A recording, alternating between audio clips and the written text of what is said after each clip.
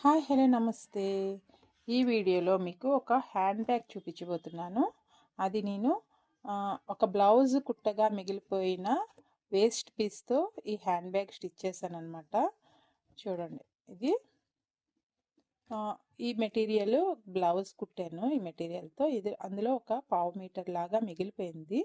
ఆ మిగిలిపోయిన పీస్ని ఇలా ఈ హ్యాండ్ బ్యాగ్గా తయారు చేశాను అనమాట. లోపల సేమ్ కలర్తో కాటన్ క్లాత్ ఇచ్చి లైనింగ్ ఇచ్చాను.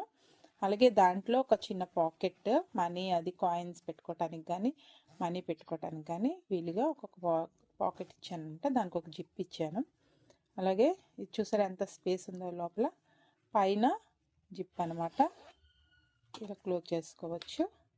ఈ ఎండ్స్ కూడా క్లాత్తో దీనికి క్లోజ్ చేశాను, ఎడ్జెస్ ఇలా ఇటువైపు కూడా ఇలా చేశాను అనమాట. అలాగే ఫ్రంట్న ఒక మిగిలిన రద్దుతో చాలా చిన్న చిన్న పీసెస్ ఉండిపోతే దాంతో ఇలా ఒక చిన్న ఫ్లవర్ ఇచ్చాను అనమాట, జస్ట్ లుక్ కోసం. చూసారా, హ్యాండ్ బ్యాగ్ మనం ఇంటిలోనే తయారు చేసుకోవచ్చు అనమాట. మనకి కొంచెం స్టిచ్చింగ్ తెలిసి ఉంటే మనము ఇలా పనికి వచ్చే ఒక ఐటమ్ని బెస్ట్ అవుట్ ఆఫ్ వేస్ట్ నుంచి ఇలా క్రియేట్ చేసుకోవచ్చు.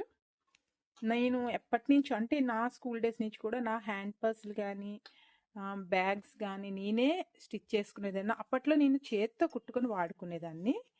ఇప్పుడంటే మిషన్ ఉంది కాబట్టి నా దగ్గర ఈజీగా నేను కుట్టగలుగుతున్నాను. నేను ఎక్కువ అసలు ఆల్మోస్ట్ ఒక్కటో రెండో ఉన్నాయి నా దగ్గర బయట కొన్నవి. అది కూడా గిఫ్టెడ్ పర్సులు హ్యాండ్ బ్యాగ్లో తప్ప నా అంతట నేను వెళ్ళి పర్చేస్ చేసుకున్నది లేదు. ఇలా నేను కుట్టుకొని మాత్రమే యూజ్ చేస్తాను. నాకు ఇష్టము, నా చేతులతో నేను కుట్టుకున్న, సొంతంగా కుట్టుకున్నది అంటే నాకు ఇష్టము. అందువల్ల నేను అలానే తయారు చేసుకునేదాన్ని. చూడండి, ఇప్పుడు ఇది ఈ పీస్ బాగుంది కదా అని చెప్పి దీంతో ఇలాగా ఇప్పటికిప్పుడు ఇలా ఈ బ్యాగ్ని స్టిచ్ చేశాను అనమాట. హ్యాండ్ బ్యాగ్ ఎలా ఉందో చూసి మీ అభిప్రాయాలు తెలియచేయండి, లైక్ చేయండి, కామెంట్ చేయండి. అలాగే మీ ఫ్రెండ్స్కి, ఫ్యామిలీ మెంబర్స్కి షేర్ చేయండి. ఉంటాను. నమస్తే.